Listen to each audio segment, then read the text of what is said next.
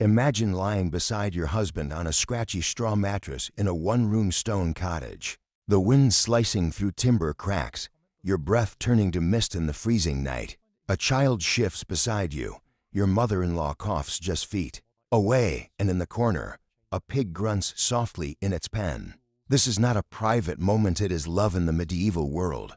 Here, intimacy wasn't stolen in candlelit chambers, but whispered under heavy blankets with the eyes of the entire household.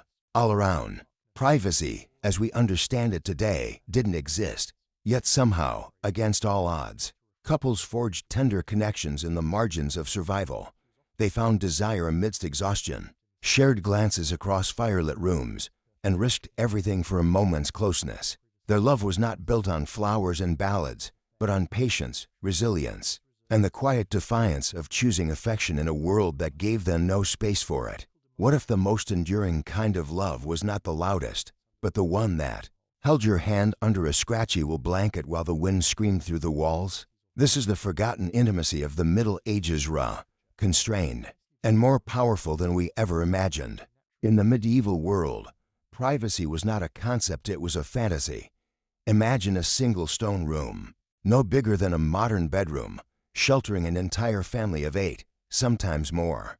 Grandparents, parents, children, even servants if the household could afford them slept, ate, worked, argued, gave birth, and died within this one communal space. There were no doors to close, no walls to retreat behind, just bodies packed tightly together like livestock in winter, breathing the same stale air, huddling for warmth beside a hearth that never quite chased the chill from their bones. The bed, if the family owned one, was a rare and treasured possession. Raised off the ground to avoid drafts and rats, it might be shared by husband and wife, 2 or 3 children, or even the elderly. Sheets, if they existed at all, were reused and rarely washed. Tapestries or curtains, when available, provided the only illusion of separation. Yet even these were flimsy barriers against the ever-watchful eyes of family and community. Every sound, every movement, every breath carried meaning and risk. In such a world, intimacy had to be hidden in plain sight. A fleeting touch under a blanket, a shared glance while stirring porridge, a whispered word as the fire crackled. The most private moments were choreographed in silence and shadows, surrounded by people who pretended not to see, because they too understood the quiet desperation of wanting something just for yourself. It wasn't just about physical limitations, it was about survival. The hearth was the only source of heat and light, so everyone stayed close. The table was shared, often dismantled after meals to make space for sleep. Furniture was sparse, no closets, no shelves, only what was essential. Even the animals sometimes lived indoors, offering both warmth and food security for the winter ahead. The pig in the corner wasn't just livestock, it was hope. To live in one room meant living exposed physically, emotionally, spiritually. There was no room for illusion, and yet, within this chaos, couples learned to carve out sacred moments. They loved not because it was easy, but because it was necessary. Because in a world where you own nothing, not space, not time, not privacy, what you gave freely, quietly, in the dead of night, meant everything. And yet, even in this crowded world of shared breath and stolen warmth, intimacy survived. It did not thrive in grand gestures or candlelit serenades, it lived in the margins, in the pauses between chores, in the spaces between watchful eyes. A husband brushing his fingers against his wife's hand as he passed her a cup. A wife lingering an extra heartbeat as she adjusted her husband's tunic near the hearth. These were the love letters of the medieval household, written not with ink, but with silence and restraint. Intimacy was a secret language spoken in glances and gestures, decoded only by the two who knew its meaning. With no privacy, married couples developed intricate systems of communication, subtle cues that signaled desire or longing without drawing attention. A whispered comment about checking the animals in the barn or fetching herbs in the dark could be an invitation if interpreted correctly. But one wrong move, one misread glance, and the whole illusion of innocence could collapse under the judgmental weight of family and community. Timing was everything. Moments of closeness had to be choreographed with precision. One child must be deeply asleep, the elder must have turned their back. The fire must be low enough not to cast too many shadows. Even the rhythm of breath became a code, a signal that tonight might be possible or not. Married love was a dance, not of passion, but of strategy, where affection moved in lockstep with discretion. And when that rare moment arrived, when the children stirred but did not wake, when the mother-in-law's snoring deepened, when the wind howled louder than any gasp, it was not lust that drove them, but something far more powerful, the ache to be seen, to be reminded that beneath the layers of wool and duty, of soot and sweat, they were still man and woman, still capable of tenderness, still human. These encounters were brief, fragile, and often interrupted, but they mattered. They were the emotional lifeblood of marriages forged not in romance, but in endurance.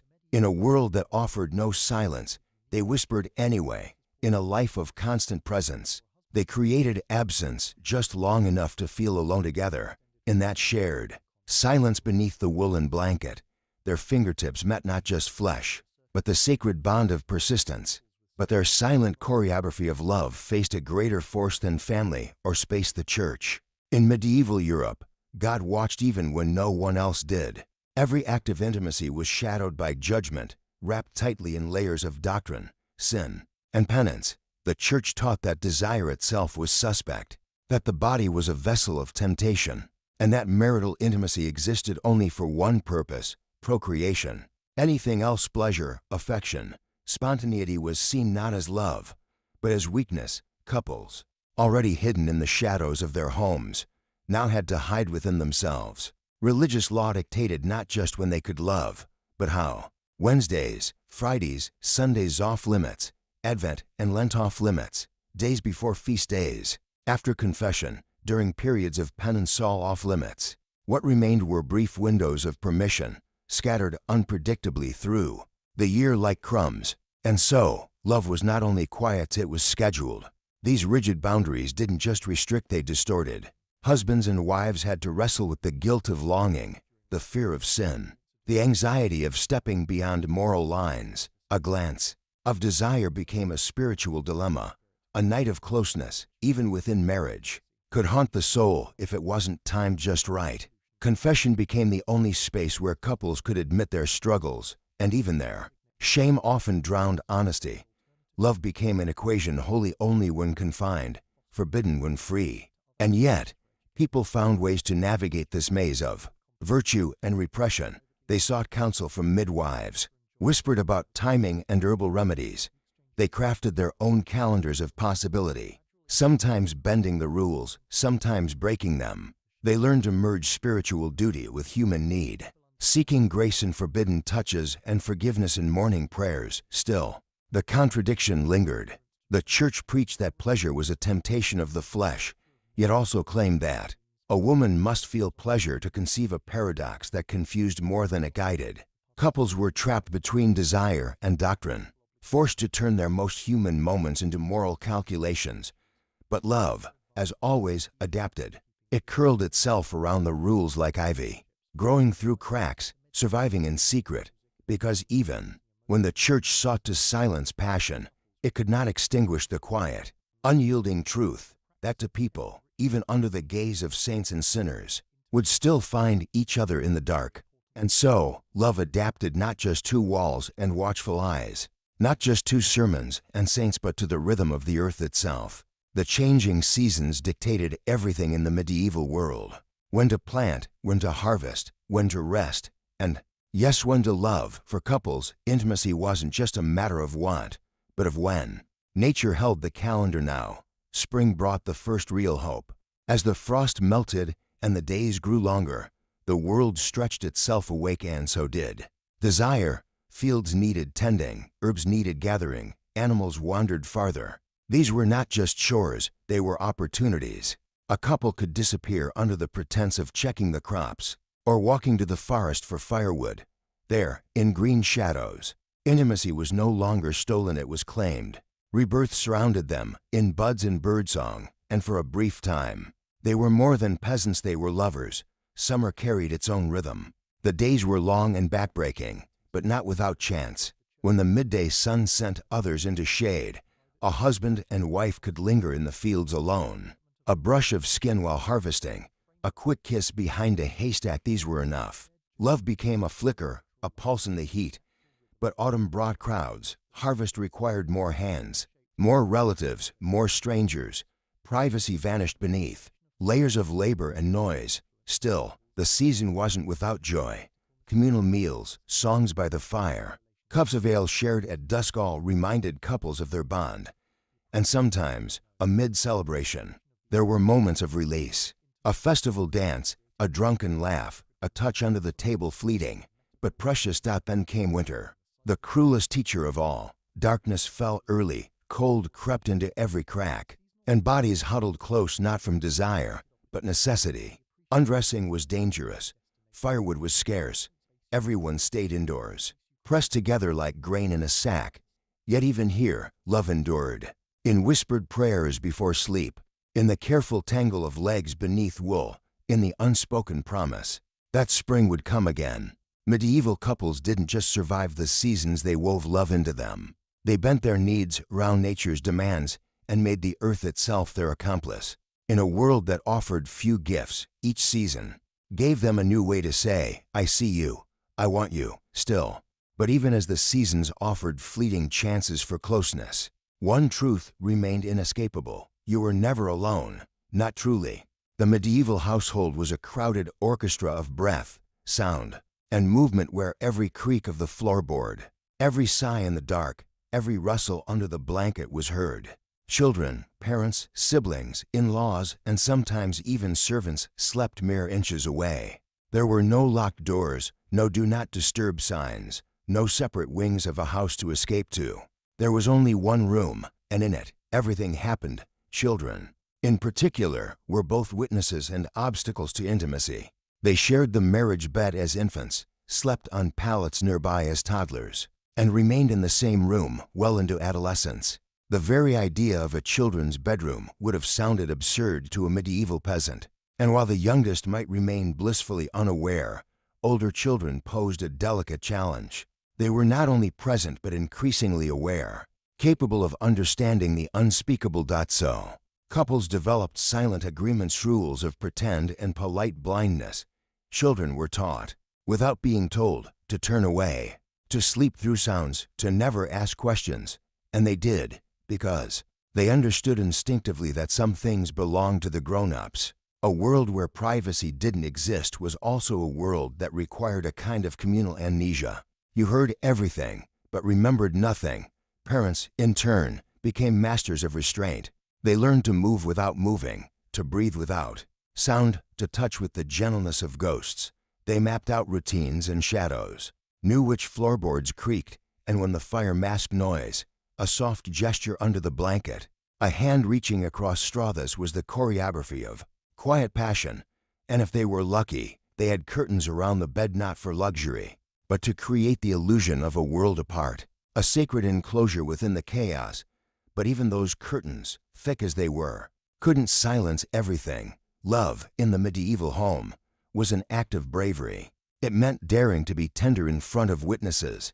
It meant creating sacred space where none existed. It meant trusting that the whispered vow, spoken with children at your feet and a mother-in-law snoring nearby, was no less real, no less holy than any ceremony spoken before God. And still, amid the whispers and watchful eyes, one final thread held the fragile fabric of medieval intimacy together: women's quiet wisdom. In a world governed by priests and husbands, where the church dictated what could and could not be spoken aloud, it was women, mothers, wives, midwives, who preserved the sacred knowledge of the body, in secret, behind closed shutters, and beneath layers of domestic noise. They passed down truths that could not be written, only whispered. The midwife was more than a bringer of babies. She was a guardian of intimacy. She alone understood the female cycle, the mysteries of conception, the danger of childbirth. She knew which herbs could prevent a pregnancy and which could end one. And though the church forbade such things, women came to her anyway, quiet, trembling, desperate to understand what no sermon dared to explain. In hushed tones, while tending the fire or pretending to mend a hem, older women taught their daughters the rhythms of their bodies, the meaning of certain signs, the timing of certain nights. They taught them how to interpret their husband's needs and how to protect themselves when affection became obligation. These lessons were not written in books but carried in hearts, sewn into the seams of daily life. Even gestures became tools of knowledge. A mother might tighten her lips when the priest warned against carnal sin, then later touch her daughter's hand with a different truth. There's more than one kind of holy. A sister might pass along a pouch of dried herbs with no explanation, just a look that said, "You'll know when." This underground network of feminine wisdom existed in defiance of both law and doctrine. It was born not of rebellion, but of survival. In a world where female bodies were controlled, feared, and silenced, women quietly reclaimed agency through care, through secrecy, through each other. And in that shared knowing passed from hand to hand like a hidden flame lay the power to preserve not just life, but love. Love that could flourish despite rules, love that could survive shame, love that could protect, even in its most vulnerable form. For in the end, it was not the church, nor the state, nor the household patriarch who sustained intimacy in the medieval world. It was women in their silence, their secrets, and their strength who kept the flame alive. And from these whispered teachings, passed hand to hand like sacred contraband, something even more powerful emerged: a redefinition of love itself. In the medieval world, marriage was rarely about romance. It was an arrangement, a contract, a survival pact forged by families, sealed by dowries, and sanctified by the church.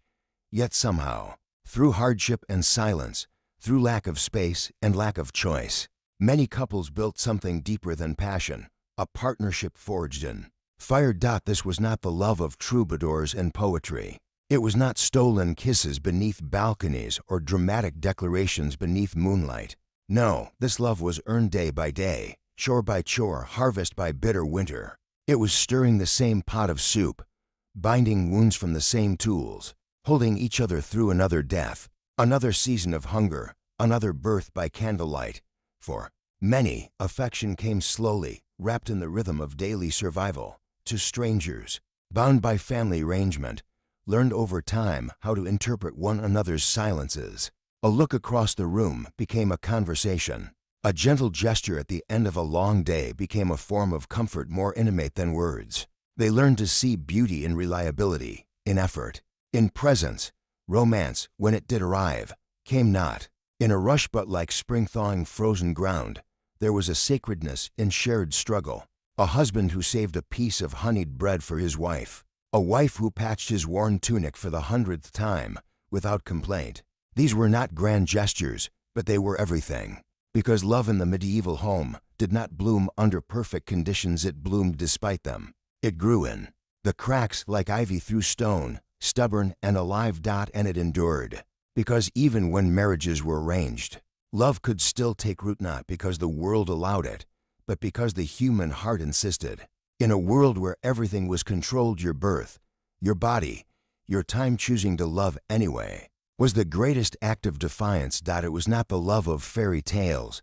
It was the love that cooked, cleaned, bled, and prayed. It was the love that whispered, "I'm here," when nothing else could be said. And in that, it became something unshakable, not glamorous but sacred, not loud but lasting. And what made this quiet, enduring love even more extraordinary was where it existed in the most hostile conditions imaginable. Medieval life offered no softness. The air was cold, the labor brutal, the food scarce, disease hovered in every corner, death arrived unannounced, and the weight of survival pressed on every shoulder. And yet, somehow, love endured in the noise, not because there was space for it, but because couples carved that space out of nothing with bare hands and unspoken vows. They learned to treasure the smallest moments, a shared glance over the soup pot, a hand resting briefly on a shoulder, while stacking firewood, a sliver of bread passed under the table. These weren't trivial, they were lifelines. In a world that offered no privacy, the most sacred thing the people could do was choose to see only each other even when everyone else was watching. Even the architecture resisted intimacy. One room served as kitchen, bedroom, birthing space, and deathbed. The hearth was the center of it all, not just physically but symbolically, a flickering flame surrounded by a dozen bodies. And yet somehow, two souls found a way to meet in the warmth. A glance across that fire could hold more tenderness than 1,000 words. Furniture was scarce. Beds were creaky, high off the ground, and shared. Curtains, if a couple had them, weren't for luxury. They were shields. They were permission to pretend the world outside that thin fabric didn't exist. And sometimes, pretending was all they needed. They were artists of adaptation, lovers of silence, architects of stolen time. They moved like shadows, speaking in gestures, anchoring their bond in every task, every touch, every night spent shivering. Together beneath coarse wool. That was intimacy in the Middle Ages, not grand, not loud, but resilient. And that resilience was everything. Because in a life where the world offered no soft places, lovers made their own. They carved sanctuaries into crowded rooms. They built cathedrals of emotion behind closed eyes. They proved that intimacy did not need privacy, it only needed presence. That love could bloom in a bed full of straw, with vermin underfoot and family all around, because it lived not in space, but in the sacred decision to hold one another anyway. And yet, even the deepest love could not escape the cold grip of reality. For medieval couples, survival was not just background noise, it was the entire song.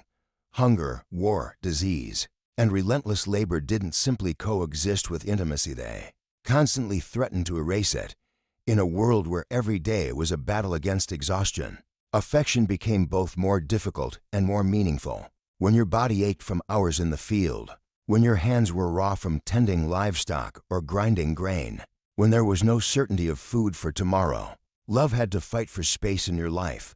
Desire, under such conditions, could shrink into silence. There were nights when bodies collapsed from sheer fatigue, when the sharp wind outside was matched only by the chill in one's bones. Sometimes, it wasn't passion that filled the bed, but quiet despair, a shared silence, not from comfort, but from nothing left to give. But in rare seasons, after a good harvest, during a wedding feast, or following the safe return from a dangerous journey, the light broke through. Food warmed the belly, drink loosened the voice, music drifted through firelit halls, and laughter returned to mouths that had forgotten its shape. In these moments, love rose again, stronger for having endured so much. A husband might take his wife's hand not just out of habit, but out of celebration. A wife might lean into her husband's touch with something more than duty, with choice. Alcohol, too, played its part. Ale and mead were safer than water and flowed freely during festivals and holy days. In the haze of shared drink, rigid roles softened, hands wandered more freely, and the walls of propriety lowered just enough to let emotion through. Sometimes these moments turned clumsy, chaotic, even painful, but other times they allowed couples to rediscover each other beneath the layers of dirt, duty, and distance. Even absence shaped intimacy. When husbands traveled to markets or went to war, when sons became apprentices and servants left for summer pastures, the emptiness created longing. Longing rekindled affection, and reunion, however brief, became sacred. Because in a life ruled by survival, love was not guaranteed. It was chosen, reclaimed, and cherished, not despite hardship, but because of it. And that made it all the more powerful. And through every trial, hunger, cold, fatigue, and fear, medieval couples clung to one truth, that love, even when muffled by hardship, was worth preserving. They found ways to protect it, to hide it, to tend it like a fragile flame in the wind. And when the world grew too heavy, they turned not to institutions or doctrine, but to each other, to the simple, sacred act of presence, of reaching out in the dark, of choosing, once more, to stay. They found comfort in rituals, both ordinary and intimate, helping one another wash, applying salves to cracked skin, brushing out lice from matted hair. These small acts of care became the language of connection. When romance could not be spoken aloud, it was lived in gestures. When words failed, touch remained. A hand cupped around a spoonful of soup, a shoulder leaned against during prayer. These were not just moments of habit, they were survival rewritten. As devotion, they shared everything: beds, breath, burdens. They endured fleas, rodents, sickness, and rot. Their clothes were rarely changed, their bodies rarely bathed, and yet they still found ways to see each other, to know each other not just in flesh, but in spirit. They knew when a partner was near breaking. They recognized the quiet signs of sorrow, of joy, of longing, and they responded not with poetry, but with presence. And though they were denied solitude, denied luxury, denied ease, they created sanctuaries in plain sight. A curtain drawn across the bed, not for secrecy, but for dignity. A shared silence beneath heavy blankets that said, "I am still yours." Intimacy was not a performance, not a luxury. It was an act of rebellion, of resilience, of reclaiming something sacred in a world that offered nothing freely, because to love openly was dangerous. To express desire too boldly could invite shame or even punishment. And so they became masters of subtlety, of the invisible art of connection. A glance that lingered too long, a phrase with a second meaning, a nightly prayer whispered not to heaven, but to the soul beside them. Their love did not need witness. To be real, it needed only the choice to endure. And so, without privacy, without comfort, without permission, they loved anyway. Not because they were allowed to, but because they refused not to. In a world where we now have doors to close, rooms of our own, and time carved out for love, the story of medieval intimacy reminds us of something profound. Privacy is a privilege, but connection is a choice. Couples in the Middle Ages had no space, no silence, and no freedom to love as they pleased, yet they still loved. They adapted, they whispered, they touched when the world wasn't looking. Their intimacy wasn't about perfection or timing, it was about persistence. Today, we often wait for the right moment to express love, but their story teaches us that every moment, even the ordinary, the crowded, the weary, can become sacred when approached with intention. Love isn't sustained by comfort or convenience, but by presence, tenderness, and effort. Whether in a noisy house, a stressful season, or through life's exhaustion, the medieval couple's quiet defiance reminds us affection is not defined by conditions, but by choices made daily. In a world full of distractions, we must ask, do we truly see the person beside us? Do we choose love in the little things? Because perhaps the deepest intimacy is not born from luxury, but from the courage to reach for another, even when the world feels too loud to hear your whisper.